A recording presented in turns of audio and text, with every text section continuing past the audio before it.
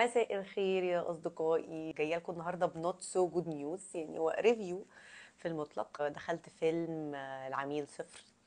الفيلم لذيذ بيضحك، بس عندي معاه مشكلة أساسية كبيرة ومش عايزة أعديها. عندي كارثة إن احنا لسه في 2023. نوع الكوميديا اللي بنعتمد عليها في السينمات قدام أطفالنا إنها تضحك وتخلق البهجة متعلقة بالضحك على لبس الست، او ان احنا نعمل زوم ان على مناطق معينة في جسمها، او اننا بنحضن ستات من غير كونسنت او تراضي، او ان احنا بنقعد نرمي افيهات كده مش لطيفة في نص الفيلم ليها علاقة في الصدد ده. فالفيلم اولا مش اولا برضه عشان يبقى كلامي واضح، مش بقول ان الفيلم كله بيتكلم عن كده او ان الفيلم كله ايحاءات بالمنظر ده. بالعكس، شفنا حاجات كتير قوي في السينما المصرية اسوأ من كده مليون مرة.